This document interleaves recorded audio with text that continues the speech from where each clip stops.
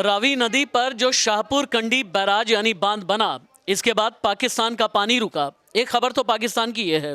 दूसरी खबर यह है कि मरियम नवाज पाकिस्तान में पंजाब प्रांत की सीएम बन गई हैं, यानी पंजाब प्रांत पाकिस्तान की पहली महिला सीएम। लेकिन क्या इसके ज़रिए पाकिस्तान का भला हो जाएगा, पंजाब प्रांत का भला हो जाएगा? और रावी नदी पर पानी रुक जाने से पाकिस्तान का कितना बंटाधार हुआ है? आज पाकिस्तान की जो बड़ी खबरें हैं वो दानिश एक बार बताओ, और साथ ही ये बताओ कि ईरान का हमला, फिर पानी पर दहल जाना, शाहपुर कंडी बैराज, इसके ज़रिए कितना बंटाधार होने वाला है पाकिस्तान का, और आने वाले वक्त में शहबाज सरकार के लिए कितनी बड़ी चुनौती है? बंटाधार तो पाकिस्तान का पहले से ही है। चुनौतियां बड़ी हैं। चुनौतियां एक दो नहीं है, चुनौतियां कई हैं। चुनौतियां सबसे बड़ी आर्थिक तंगी, बदहाली, और जिस तरीके से वहाँ पर गृह युद्ध जैसे आसार अब जो दिख रहे हैं। और दूसरे जिस तरह से 3 नदी उनके हक में थी और 3 नदी भारत के हक में थी। भारत ने उन नदियों के पानी को सही तरीके से इस्तेमाल करने का प्रयास किया, कोशिश की। अब वो धीरे धीरे वो रंग ला रही है। भारत ने डैम बनाकर जो बरसात के पानी थे उसको इकट्ठा किया अपने उपजाऊ ज़मीनों के लिए, और अब वो अपना इस्तेमाल करेंगे जम्मू कश्मीर और पंजाब के पूरे इलाकों में। जो पानी मुझे ये बताना, 1960 में सिंधु जल समझौता हुआ, तब से लेकर के अभी तक ये शाहपुर कंडी बैराज बन क्यों नहीं पाया था? बीच में क्या क्या रुकावट आ रही थी? क्योंकि जहाँ तक मेरी जानकारी है, इंदिरा गांधी के वक्त में ही इसे लेकर के एक विजन बनाया गया था कि रावी नदी का पानी जो अपना, जिस पर भारत का ही पूरा हक है, ये भारत में ही सिंचाई के लिए इस्तेमाल हो, जम्मू में जाए, जम्मू के कठुआ इलाके से होते हुए बाकी इलाकों तक जाए। हाँ बिल्कुल, इसको एक लंबा वक्त ज़रूर लग गया, लेकिन नरसिम्हा राव सरकार के दौरान ही इस पर अमल किया गया पूरी तरीके से, और उसको बनने में तकरीबन अब 29 साल के आसपास लग गए। 1995 के आसपास ये आधारशिला रखी गई थी। अब धीरे धीरे वो होते होते हुए 2018 में इसको पूर्ण रूप से घोषित बजट पास किया गया, और उसके ज़रिए अब उस पर काम किया गया। और उस काम करने की वजह से अब जो पानी एक बहुत बड़े पैमाने पर पानी जो जा रहा था, 1150 क्यूसेक पानी जा रहा था, और 32,000 हेक्टेयर के आसपास सिंचाई हो रही थी। अब वो फ़ायदा बजाय पाकिस्तान के लोगों को अब इंडिया के लोगों को ज़्यादा होगा। अब जिसकी वजह से पाकिस्तान के लोगों में आसपास का जो इलाका है जहाँ पे पानी जाता था, अब वहाँ पे काफ़ी लोग हतोत्साहित लग रहे हैं, काफ़ी लोग निराश लग रहे हैं कि आखिर अब पानी भी नहीं है, पानी इकट्ठा करने का पाकिस्तान। और ये तो पानी की बात हो गई।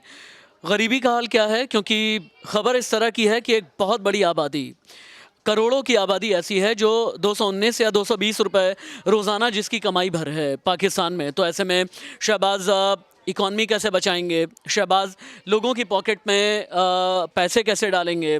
शहबाज पाकिस्तान को कर्ज से कैसे मुक्त कराएंगे? या फिर मुक्त तो छोड़ दीजिए, लेकिन कर्ज का जो प्रेशर है, चाहे वो चाइना की तरफ से, चाहे IMF की तरफ से या अमेरिका की तरफ से, ये हटा भी पाएंगे या नहीं हटा पाएंगे? देखिए, दावे और वादे तो बहुत ज़्यादा किए जा रहे हैं, लेकिन उस पर अमल करना, उसको धरातल पर उतारना एक बड़ी चुनौती है। पाकिस्तान के आर्थिक हालात इस तरीके से आप देख लीजिए कि भारत का 33 पैसा वहाँ का 1 रुपया बनता है, और डॉलर के मुकाबले 277 के आसपास है। आप अंदाज़ा लगाइए कि $1 277 पैसे के आसपास, अब रुपये के आसपास पाकिस्तान के आ रहे हैं। इससे अंदाज़ा लगाया जा सकता है कि पाकिस्तान के आर्थिक हालात किस तरह से है। और वहाँ पर जिस तरह के 2023 में डिफ़ॉल्ट होने के बिल्कुल एक कदम पीछे ही था कि IMF की मेहरबानी की वजह से वो उनको मतलब एक डिफ़ॉल्ट होने से बचाया जा सका। लेकिन ये कब तक कर्ज पे कर्ज लिए जा रहे हैं, कर्ज के बोझ तले दबे जा रहे हैं। $50 अरब के आसपास कर्ज के नीचे से दब चुके हैं। $6 अरब की मांग की जा रही है, मांग तो की जा रही है, लेकिन उससे कर्ज अदा करने की जो चुनौती होगी उस, ये तो 2 चुनौती हो गई, पानी वाली चुनौती हो गई, गुर्बत की हो गई। इधर जैश अल अदल के खिलाफ जो ईरान एक्शन ले रहा है, इसने भी क्या कोड़ में खाच का काम किया है? और क्या ईरान और भी अग्रेसिव होगा? और सवाल ये है कि क्या चाइना ईरान को रोकने की कोशिश करेगा? क्योंकि चाइना पाकिस्तान के कंधे पर बंदूक रख करके अपने बहुत से मसले, अपने बहुत से ऐसे हित होते हैं जो साधने की कोशिश करता है। तो ऐसे में क्या चाइना ईरान को रोकेगा? चाइना, एक कहावत है ना कि चाइना के किसी का सगा नहीं जिसको उसने ठगा नहीं। वो वक्त के साथ अपनी नीतियों में तब्दीली लाता है। पाकिस्तान का उस पाकिस्तान से इस वक्त लेके आ रहा है क्योंकि जो एक लेन बन रही है वो पाकिस्तान से होकर गुजर रही है और पाकिस्तान में अच्छा खासा उसने इन्वेस्टमेंट किया है, उसके बाज़ार वहाँ पर हैं और ईरान से भी उसके अच्छे ताल्लुकात हैं विदेशी नीति के तौर पर। साथ ही साथ अमेरिका के खिलाफ ईरान भी रहता है, अमेरिका के खिलाफ चाइना भी रहता है, अमेरिका के खिलाफ रशिया भी रहता है। ऐसे में चाइना जो है वो कई कई पहलुओं पर गौर करने के बाद कदम उठा रहा है और चाइना अब धीरे धीरे पाकिस्तान में पूरी तरीके से अपना एक जाल बिछाता चला जा रहा है। आपको याद होगा कि श्रीलंका में उसने यही किया था। श्रीलंका को पहले उसने कर्ज दिया, उसके बाद वहाँ की चीज़ों को लेना शुरू किया। अब उसके बाद जब वो कर्ज के तले बोझ के तले दब गया तब उससे मांगना शुरू किया। तो जब जब ज़्यादा कर्ज हो जाता है तो इंसान क्या करता है, कुछ बेचना शुरू कर देता है, कुछ और करता है।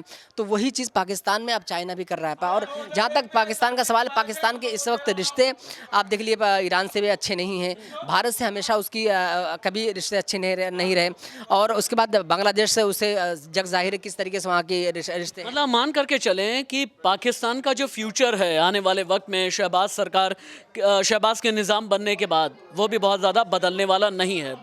पाकिस्तान अस्तित्व के संकट में तो रहता ही है, लेकिन सवाल बड़ा ये है कि क्या जनरल असीम मुनीर, अगर शहबाज कमज़ोर होंगे तो क्या जनरल असीम मुनीर इंटरवीन करके फिर से इमरान के नाम पर कोई ट्रम्प कार्ड खेलेंगे? क्योंकि अंदर की खबर यह है कि इमरान को लेकर के जनरल असीम मुनीर का मूड धीरे धीरे फिर से बदलने लगा है। नमस्ते।